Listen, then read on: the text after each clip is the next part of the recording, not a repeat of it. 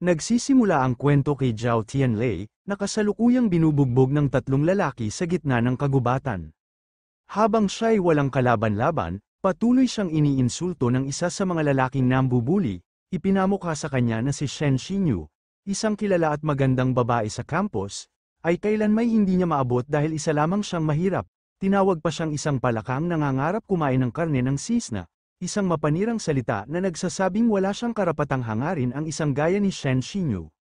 Habang patuloy ang pambubugbog, biglang dumating ang isang lalaki na sumigaw at inutusan ang tatlo na tumigil, napahinto ang grupo, at lumapit sa kanila ang lalaki, mayabang niyang sinabi na dahil kaklase nila si Zhao Tianlei, palalampasin na muna nila ang nangyari sa pagkakataong ito. Ang lalaking dumating ay si Lin Mu, isang estudyante mula sa Huaxiang Business College sa Yuzhou City, na nagmula sa isang makapangyarihan at mayamang pamilya. Pagkatapos nito, bigla na lamang sinipa ni Lin Mu si Zhao Tianlei habang ito'y nakaupo pa sa lupa, halatang wala ng lakas at depensa. Sa gitna ng pananakit, binalaan siya ni Lin Mu na kapag nalaman niyang araw na may gusto si Zhao Tianlei sa isang babae, babalihin niyang araw ang mga binti nito bilang babala.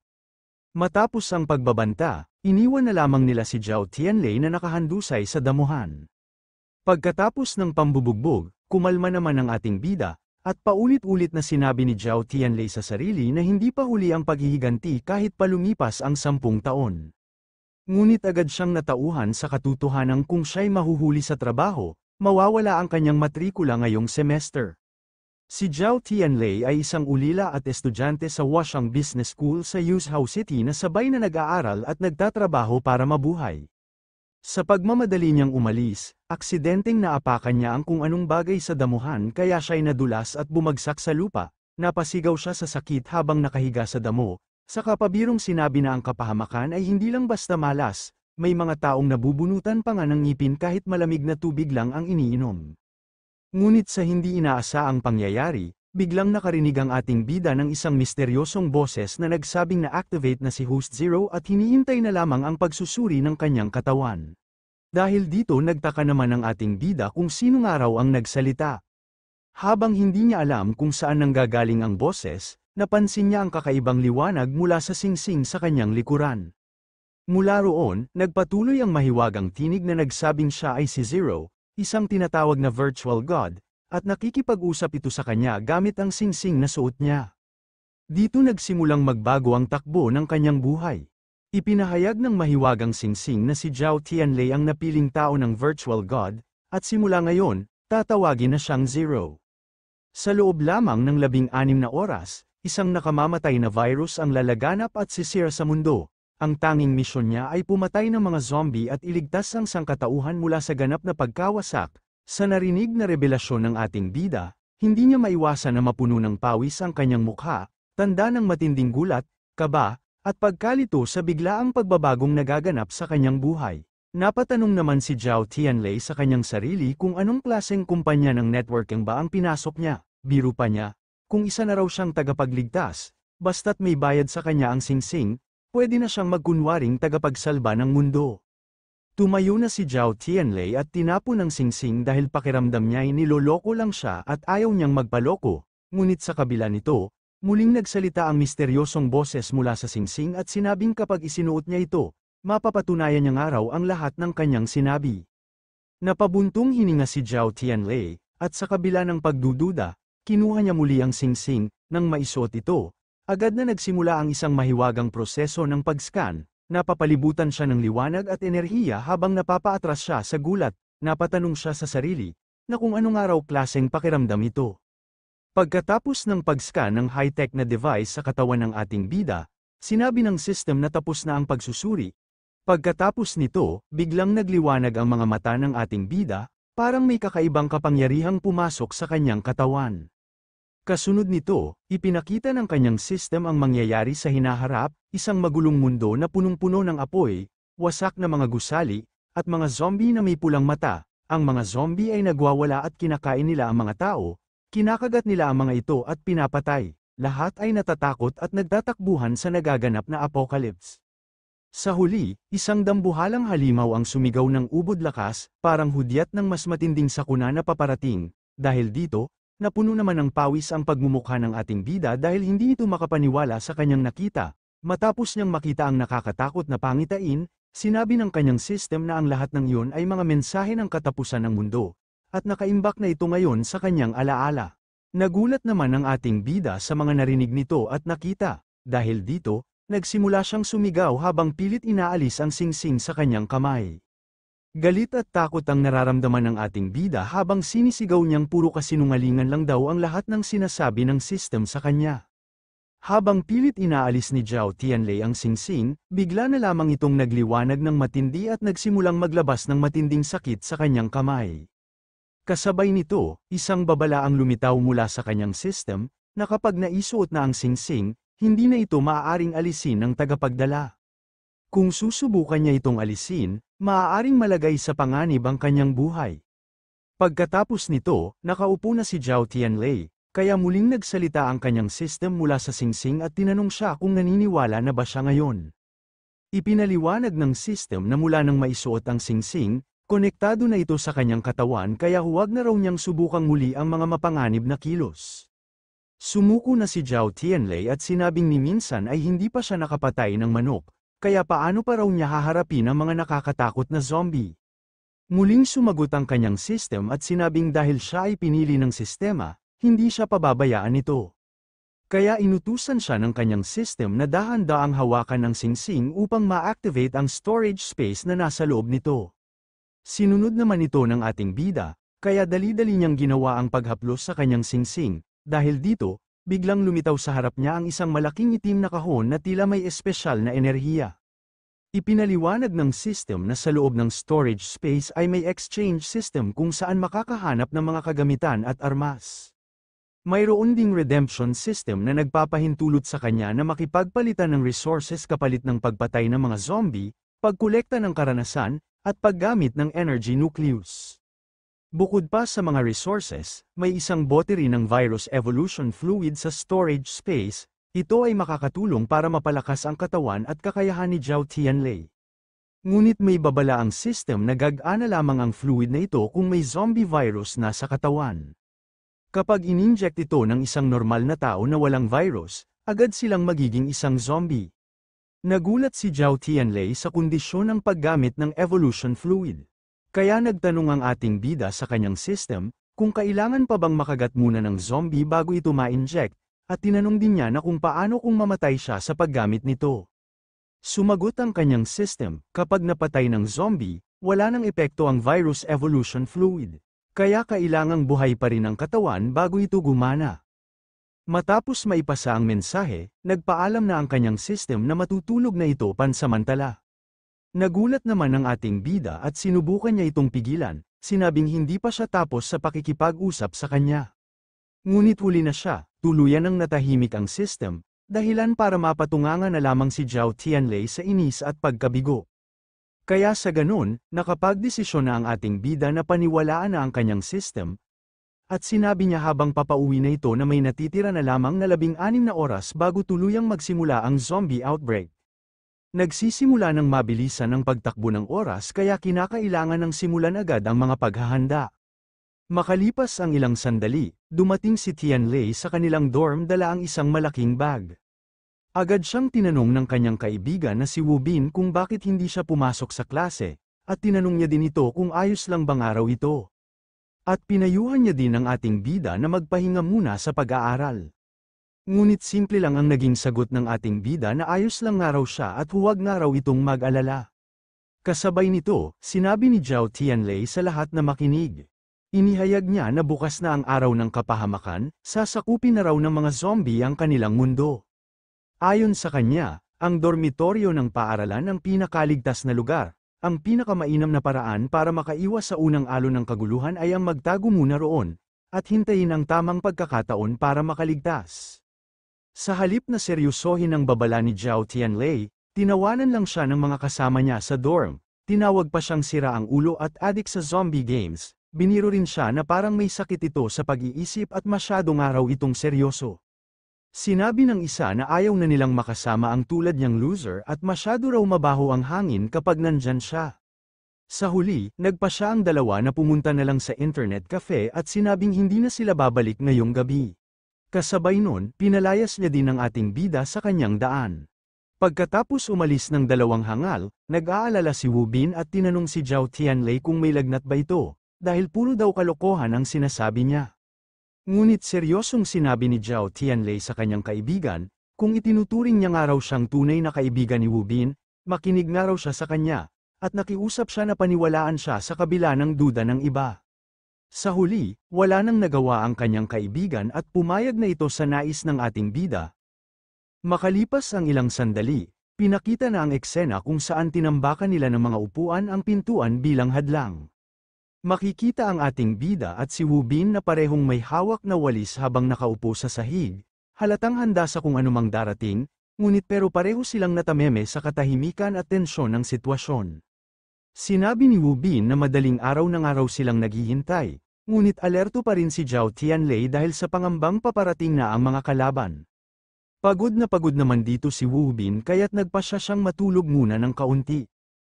Habang papaalis si Wu Bin, tinanong ng ating bida kung nakabalik na ba sina Zhang Jun at Li Liang, at kung may kontak bang araw ito sa kanila. Ngunit ang sinabi lamang ng kanyang kaibigan kung niloko lang ba siya ng kung sinong tao, at sinabing paano magkakaroon ng zombie kung nakabalik naman ang mga kasama mula sa labas sa madaling araw. Napatahimik lamang ang ating bida, habang si Wu Bin ay napalingon sa paligid matapos nakarinig ng kakaibang ingay mula sa labas, mahina niyang binanggit na may paparating, at sa isang iglap, nagkagulo ang lahat. May sumigaw ng tulong mula sa labas ng pinto habang nagsisigawan ang mga tao. Nagbagsakan ang mga upuan at maririnig ang malalakas na yabag na papalapit. Nanlaki ang mga mata ng ating bida at napasigaw na nandito ng araw ang mga zombie. Nagtaka naman dito si Wu Bin at nagtanong ito sa ating bida kung anong araw ang nangyayari. Ngunit sa hindi inaasaang pangyayari, bigla na lamang may sumigaw ng tulong mula sa labas. Dahil dito, dali-dali naman nilang pinuntahan ang bintana upang masilip at masuri kung ano ang nangyayari sa labas.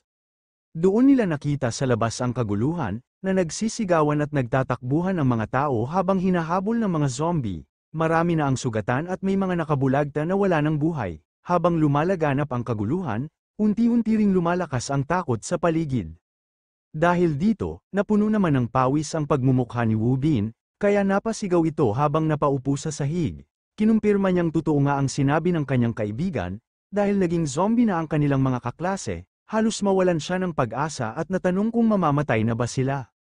Pero pinakalma siya ng ating bida, sinabi niyang kasagsagan pa ng pagkalat ng outbreak, at hanggat nagtago sila ng maayos at naghintay na lumayo ang mga zombie, may tsansa pa silang makaligtas.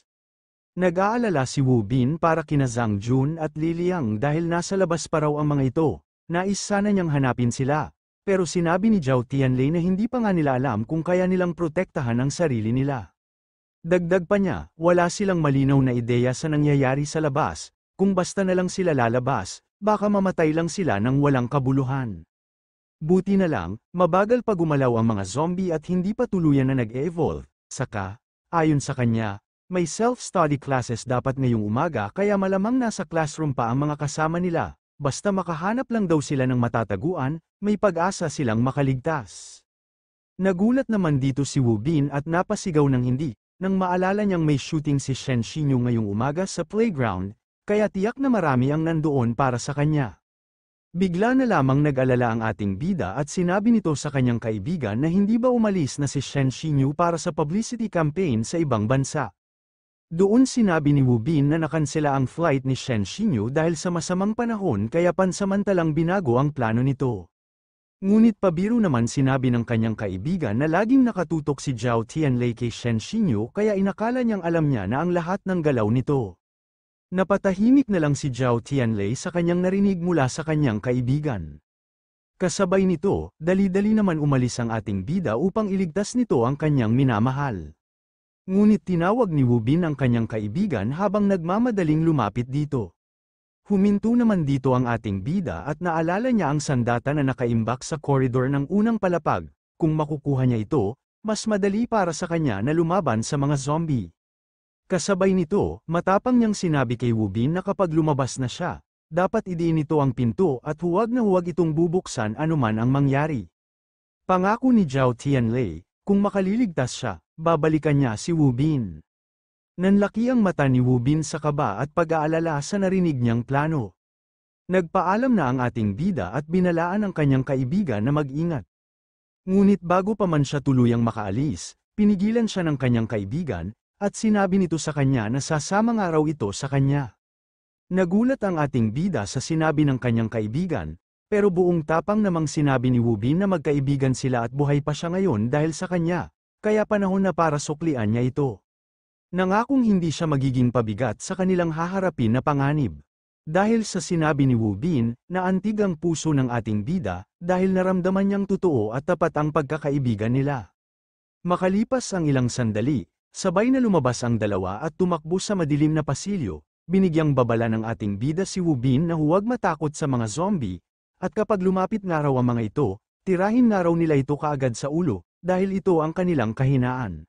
Hindi nagtagal, napansin ng isang zombie ang kanilang presensya at agad itong sumugod sa kanilang lokasyon. Dahil dito, sinamantala ito ng ating bida at mabilis niyang inatake ang zombie, dahilan para agad itong bumagsak.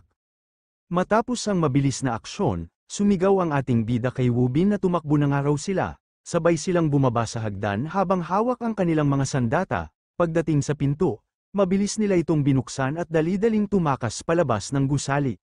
Pagkalabas nila ng gusali, bigla silang napatigil sa kanilang nakita, dahil nakahandusay sa paligid ang mga duguan na bangkay ng mga tao habang unti-unting lumalapit ang napakaraming zombie. Napamura ang ating bida sa dami ng mga zombie, habang si Wu Bin naman, halatang nanginginig sa takot, ay napansin na halos hindi na makilala ang mga biktima dahil sa matitinding pagkakakagat ng mga zombie. Habang nagmamasid sila, napansin ng dalawa na marami pa sa kanilang mga kamag-aral na may buhay, at kasalukuyang nasa entablado habang sila ay napapaligiran ng mga zombie. Nagsisigawan ang mga estudyante at nagpapanik habang nagpupumiglas sila sa isang lugar. Habang nangyayari ito, sumigaw ang class monitor sa mga mag-aaral, pinagsasabihan silang huwag magtulakan dahil baka mahulog sila. Halos mawalan na siya ng balanse sa gitna ng siksikan habang sinusubukang ayusin ang gulo.